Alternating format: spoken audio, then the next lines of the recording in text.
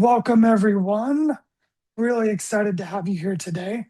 So, today we are incredibly excited to talk about our newest launch, which is ITDR, also known as Identity Threat Detection and Response. So, really excited to have you join us here on the webinar today. We've got people joining from all over the world. And also, if for some reason you have to cut out or mute or something in the middle of this, just know that we are recording this and we will share it out with you afterwards. So, with that being said, I'm going to go ahead and get started. So, quick introduction for those of you that don't know me. My name is Brian Kane. I am the VP of MSP here at ThreatDown. I am former, well, I say former, but I've opened 40 MSPs. I still own two, and so just because I like to keep myself active in that world, and I love MSP. I eat, sleep, and breathe it every day, and so really love spending time with our partners and talking to them about their businesses. So excited to be here talking about this today. Joe, do you want to introduce yourself really quick? Yeah, Joe Gerwin, solutions engineer. So really all about making sure I know the technology in and out and I can find the best fit for you and your customers. Thanks, Brian. Excellent. So, with that being said, let's really start to dive into why we did this. So, quick agenda. We're going to introduce the ITDR. I'm going to talk a little bit about why, what, how, all that. Then Joe is going to walk you through a little bit of a demo of the product. Then I will give you a quick glimpse into some of our roadmaps, some cool things that are coming as we continue to advance things here at ThreatDown. And then we will take a little bit of Q&A at the end. I will also say, if you are asking questions in the background, we do have some people answering questions. And if for some reason your question doesn't get answered, we will reach out and follow up with people afterwards. All right. So please feel free to ask questions. All right. So, speaking from experience, I have been dealing with breaches for many, many years. All right. Even before ransomware, I dealt with all kinds of pups infections and all kinds of purple creatures and fun things that we have seen over the years. But man, this is truly become a serious business. All right. The average ransom, it's now $750,000. All right. I will say I'm very curious to see. I think a lot of us probably heard about the large breach last week regarding some education software. I know that there was some negotiation had, and I'm very curious where that probably landed. And so it's very interesting. But there are so many costs and things tied to a breach that go so far beyond the ransom. All right. There's a lot that ties back to a business, to its reputation, to loss of work, things like that. There are a lot of things that go back. So the true average cost of a breach for a business is $4.4 million. All right. That's a lot. Obviously, that includes some really big numbers and some smaller numbers. But just to give you guys an idea, this is not cheap. All right. I'm not going to go through the complete anatomy of attack, but I really like this slide and I wanted to throw it up. And what I wanted to just highlight here is some things we're going to talk about as we dig a little bit deeper into things like impossible travel and other things like that.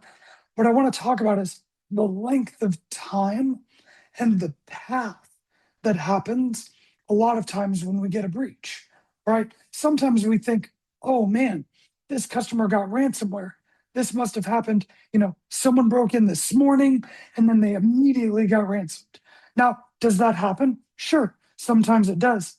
But I can tell you guys, truly, if the goal here is data exfiltration and obviously encryption with ransomware, I'll tell you what, I have absolutely seen these situations where people get in and sit there for months, months and months and months. I've got stories where I'll tell you, I saw a ransomware attack one time and we dug in and found out that the original little base was planted 10 months prior. Nothing had happened. No encryption, no exfiltration. Everything happened within usually the last 4 days. And then obviously we dove in, detected, and did stuff. But it's absolutely incredible to me that they just left it there. It was parked. All right. Sometimes what you find is people just shopping around in there. They want to see how far they can get, how deep into Active Directory. Did I get admin credentials? Do I need this? So it's absolutely phenomenal how much time is spent in there where we don't know what's happening yet. All right. So that is one of the reasons why we wanted to do this and dig into this. So 30%, 30% of attacks start with stolen identity. All right. People don't just appear in your environment. All right. It's not always someone just clicked something and automatically injected malware. All right. Identity is becoming such a big piece of how people are getting in, how they're exfiltrating data and causing that encryption. Because a lot of times, once they can start with identity, here's what happens. It begins to be harder to trace them initially. Why? Because it looks normal. They're using normal tools. They're using normal processes, things that seem or appear to be normal on the surface from an attack standpoint. That's why we need to dig deeper into the who and what they're doing. So I mentioned timeframes. Okay. The average identity-based breach, 8+ months. All right. This is to really truly get from identity compromised all the way through breach detection containment. So again, a lot can happen in that time. Again, a lot of people think this happens instantly. It really doesn't. So we need help looking at the front end to really understand what's going on and get in front of this. So identity is the new perimeter, really expanding the attack surface. So again, VPN. I can't tell you how many times, guys, VPN is really where that initial attack comes in. I can't count on my hands how many times I run into, well, they got access to VPN credentials, or someone was running one of the open VPN portals. The AD credentials were the same, things like that. People not using MFA in the right places. I've seen a lot come through that VPN side. Also, we used to go into an office, sit down at a desktop that was connected to switches that were managed by our work, that were behind a firewall that was obviously protected and set up to, deal with mostly, north-south traffic, but also some east-west. Well, all of that has changed. Why? Because how many of us have a laptop plus an iPad or a tablet plus a phone plus a watch plus whatever other crazy devices? They say the average human walks around with a minimum of 3 to 4 devices. That's a lot of devices. And from those devices, what are we doing? We're accessing things like our email, we're accessing work documents, things like that. So it's getting harder and harder to protect just at the device level. Now, do we need to protect our devices still? Absolutely. We still need to do that. But the thing that remains consistent across those devices is what? Who's accessing. So being very focused on who has access to those things. All right. Again, there's a lot of different cool things going on here, but I want to talk about really quick phishing. All right. Bypassing MFA in real time. Again, MFA is important. Everyone should do it. But again, it is not foolproof. So again, we're working here to really cover all of our bases and bring all of this protection together in one place for you. All right. Why is this important for MSPs, especially from the ThreatDown perspective? What do we want to do? We are about what? Operational efficiency. All right. I can tell you as an MSP owner, that is where I make my money. I make my money by being efficient. All right. So single platform for ITDR and endpoint, that reduces tool sprawl. All right. That saves me time and money. scalable revenue. So again, this is a very easy premium add-on for your customers. All right. This is something I know not every add-on, not every feature is always an easy sell sometimes for your end user customers. This makes a lot of sense. This is a very easy pitch. Hey, you guys are all logging in from all different places. We want to help you manage your identity. What does that mean for you, the MSP? That means more recurring revenue. All right. Also, fewer breaches, obviously for us means fewer customers leaving. All right. So, really quick, what do we have protected today? What are those typical things? We're protecting endpoint. We've got EDR. We're doing things like DNS management, email security. We're protecting at the firewall level. All right. Where's the gap?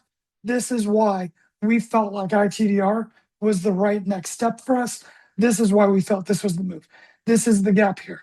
Employee accounts and credentials. All right. Specifically, behaviorally, what is happening after a successful login? All right. Valid logins look the same no matter what you do. But truly, we're understanding, are the behaviors the same? Also, making sure that that account cleanup is true. If someone hasn't logged in for 3 weeks, maybe there's something going on there. We need to check on that. So, all right, ThreatDown ITDR, we're closing that gap, and we're doing that without having to replace another tool that they already have. Because again, a lot of the end users are not doing this today. So, real quick, this analogy, we love this. All right, our houses have doors on them. Our doors have locks on them. We have a key. So a lot of times that seems like the answer. The answer is, well, I have a key. I'm the only one with a key. I'm the only one that can open that door. Well, what happens when someone makes a copy of your key? Well, what is ITDR to? Well, ITDR really is, it's that guard. It's the guy sitting at the gate. It's the TSA at the checkpoint at the airport that we all go through. They're checking the ID. They're looking at this, making sure you're going where you need to go. Instead of just saying, you've got a ticket, you're good to go. As long as your ticket scans, we don't care who you are, right? We care who you are. We're going to help you with this and truly be there to make life easier for you as the MSP and really protect your customers and give you some added value to bring to them. So, we detect, we unify this visibility, bringing this together into our console, and we're automating that response and that remediation. And we'll dive a little deeper into that. With that being said, I want to hand the screen over here to Joe so we can walk you a little bit through our product itself. And now I know most folks on this call are going to be most used to running this through OneView, of course, our multi-tenancy dashboard. And that's absolutely still going to be the case for you. Just investigate ITDR right here. All the best seeded data for this demonstration, though, is within Nebula. But I mean, realistically, everything is basically identical across the board. So I just wanted to call that out so that you knew why we were sitting in Nebula today. So again, investigate ITDR, and what I would kind of call attention to first of all here is the identity risk score. So we're trying to give that easy visualization of how the posture is improving over time, as well as some quick wins. So if I wanted to click through any of these widgets, like the users without MFA configured, here's all the opportunity for enhancing that posture score right away, just through some quick configurations, whether it's enabling MFA or, we've got some passwords that haven't been changed in some time. Each one of these, again, I can click through to things like my riskiest users. So who are my top offenders that I should maybe focus in on with a little bit more in-person training, or maybe there's some other activity we need to investigate further. The categories and techniques, and then the trends over time of what that's looking like. If I click through to the alerts tab itself, I'm going to filter in for high to get some of the more interesting ones on screen. So for example, impossible travel. Now, what we're doing is tapping into the data that we get out of Entra's graph security and admin APIs, and that gives us a lot of metadata that will help us establish, is this really Joe who's logging in? Is it someone who stole Joe's credentials? We want to be able to cover those blind spots that a threat actor has an opportunity to hide in. And just like Brian was speaking to earlier, we need the gatekeepers to have the information to validate against those normal activities. I won't go through too many types here. I'll just call up maybe my MFA brute force attack. Information like the type of device. Hey, you know what? We're not a Mac shop or a Linux shop. Why do we see this logging in from devices that we don't typically manage? And then there's actions available both here, and then if I was doing a bulk select on the side of things like enabling MFA. Do I want to kick off a password change or kill this user's session? Clear these filters out, and I'm going to pop over to the identities tab. And again, this is where some of that posture improvement change might be something to focus on. And I can also look at where the alerts have been batched up for individual users. So again, I can start to focus in on the users that are going to need that little bit extra attention, whether it's again something that we need to respond to or something we want to be more proactive in training or helping that behavior establish a better baseline. And Joe, while you're doing that, I think one of the great things that you highlighted here, and I just want to be specific to MSPs, so many of you are managing so many different tenants. So it was very important to us when we built this that those actionable things that Joe is showing you, things like users without MFA configured, revoking sessions, things like that, you don't have to bounce back into Microsoft. You don't have to go to these other places. You have one true security dashboard, and you're able to truly action these items from right here versus, well, I see that something's going on. Now I've got to go into Microsoft and deal with it. So that was something that was very important to us when we built this. So like Joe was saying, it's really cool that we can do that right here in our multi-tenant platform. No, and that's a good call out. It's not that there aren't signals available to be able to do this. It's just they're not presented in a way that's easy to digest in front of your face.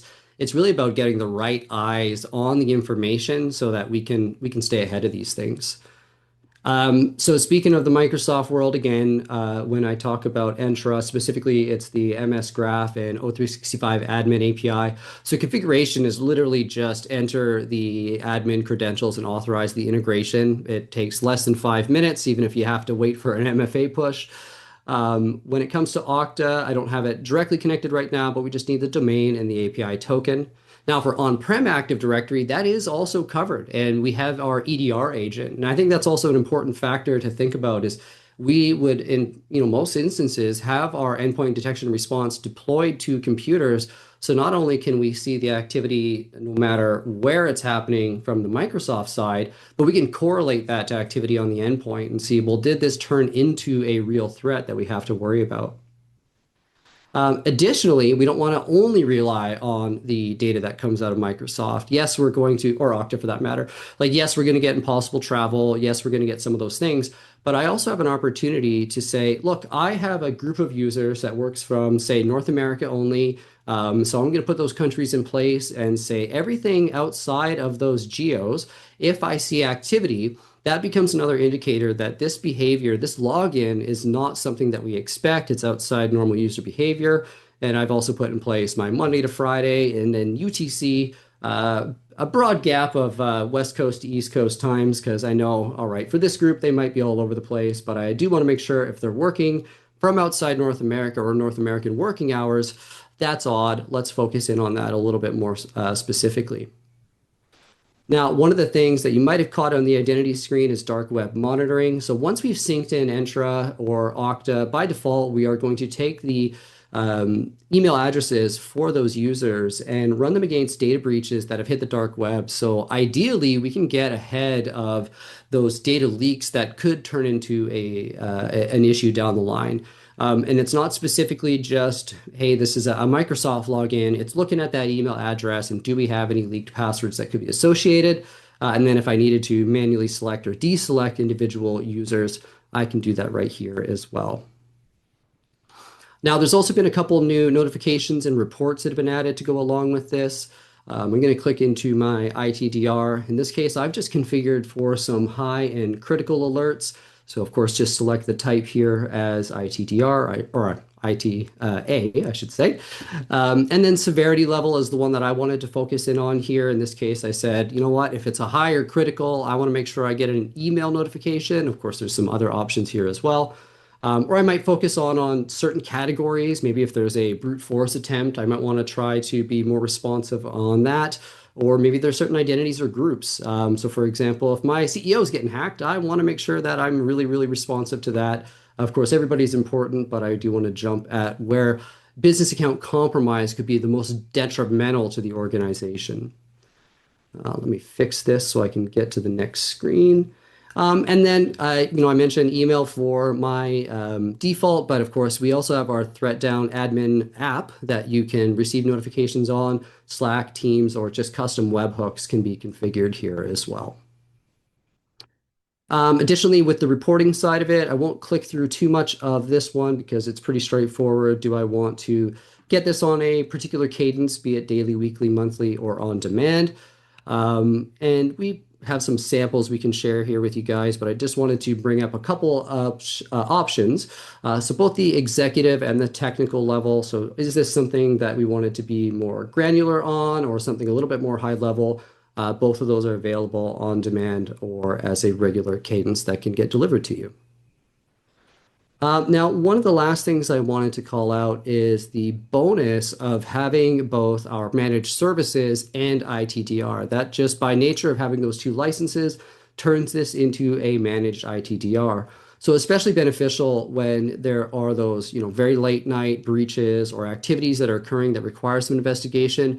You have our team at your disposal to be able to do the investigation, sort out the benign activity from the true positive, and take action where authorized. So the same types that we saw in the dropdown on the alerts and the incidents, I can come through and say, look, I want the team to be able to do things like reset passwords, disable identities, revoke sessions, and so on. So again, we can become that true extension of a security team and actually do something about it if these signals start, these alarm bells start ringing in the middle of the night. And that's really all there is to it. There's a ton of information, a ton of value here, but the setup, the management is very, very straightforward. It's all about having that very broad visibility into both the endpoint activity and the identity activity, especially since identities can be used in so many different areas and ways. So I'll go ahead and stop my sharing. I saw a few notifications come up, so I'm sure there might be some questions. Or I think, Brian, you had maybe some roadmap first. I'm going to run through some roadmap and then we will jump into some questions with Rachel here. So let me throw this roadmap back up for us. And here we go. So again, I'm giving you guys kind of a light version, but I really just want to show, obviously AI is a big thing. This is something that everyone's talking about. I want to talk about how it affects us and what shared intelligence means. So again, as a company, our focus isn't just, hey, can we just throw out a bunch of new products? Our focus is always truly security and how we can protect our customers. And one of the things that we're doing to improve that as we continue to look forward is making our tools, again, smarter together. One of the things Joe touched on was, again, having that managed piece, getting data between EDR, between ITDR, being fully managed, or leveraging intelligence from our tools together to be smarter, all right, to get in front of threats when we can. So again, what does that mean? Again, unified defense. So again, bringing all of that cloud telemetry together, that visibility together, making it easier for you to operate within a single platform. So you don't have to log into 6 places to manage your security policies, things like that. We know how complicated that can be, right? AI detection and response, right? Delivering, again, it's just some more automated versions of that, but still, as I jump over, having the true managed expertise of a SOC team, all right? A true security team that knows what they're looking at, knows what they're diving into, and that can reach out and actually talk to you and help you. I know how much that matters to so many of you. Is automation's great. That sounds awesome. But a lot of times what you're looking for is help working through that root cause analysis, digging through a breach and what happened. That's what's important. That's also what we're very focused on too. So again, just a couple of things, again, bringing together endpoint identity, network, cloud, email security that we had just launched a little bit ago. And then also just a little quick peek here, MXDR is coming soon. It's been a big ask from all of you. So just know that it is a high priority of ours. We are working on it. Some other small things we're working on too, things like security awareness training, and then also with email, working on encryption. So again, all of our things that we work to build here and bring together come from you. We're listening to you and want to help you. With that being said, let's jump into some Q&A here. I will unshare my screen. Okay, great. We Hey, have Rachel. a few questions. Let's start with this one. And we have, Brian, we have 4 minutes, just so you know. Okay. For MSPs already using ThreatDown today, how easy is it to add ITDR into their existing stack, and what types of customers should they prioritize first? Absolutely. So kind of like Joe showed you, as far as adding it from your screen there, I think Joe, you said, I mean, again, the connector takes a few minutes. As long as you have Entra or Okta admin access, connecting the Graph API and the Entra API, it's pretty quick, less, I mean, a few minutes. So enabling that and turning that on takes minutes. And it's based on users. So just wanted to make sure I highlighted that really quick. As far as what end customers you should prioritize, so I would lead with this. If you have customers that are using O365 today, so if their identities are being managed there, that's a customer. All right. Whether that customer has 10 users or whether that customer has 100 users, if they are logging in and giving access to email, OneDrive, SharePoint, documents, reporting, any of those things, then guess what? This is for them. All right. Identity management is for them. Now, if you want to ask me who I think is going to be faster to adopt, it's probably going to be some of those customers that are probably above 50 endpoints. They're going to probably be a bit more heightened awareness when it comes to their risk. But just know those law firms, those doctor's office, those vet clinics, they have the same needs, they have the same risks. They're focused on compliance. So this is truly for those customers that are leveraging, any sort of Active Directory, Entra, Okta. We will be launching Google later. So again, anyone that has central identity access is a candidate for this. Okay, thank you. Let's do one last question. There are a lot of identity security tools out there right now. What problem was ThreatDown trying to solve differently for MSPs with ITDR? Absolutely. I think this kind of goes back to kind of the mantra that we live by, and that is truly centralizing how we manage and do things.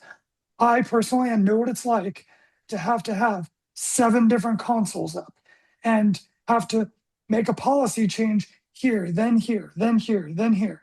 And you feel like you have to be certified in 20 different things just to try to figure it out. And so we said, okay, identity is key to this management. If we're already managing endpoint security, it makes a lot of sense to bring that identity management into our fold. And then most importantly, to make it easy.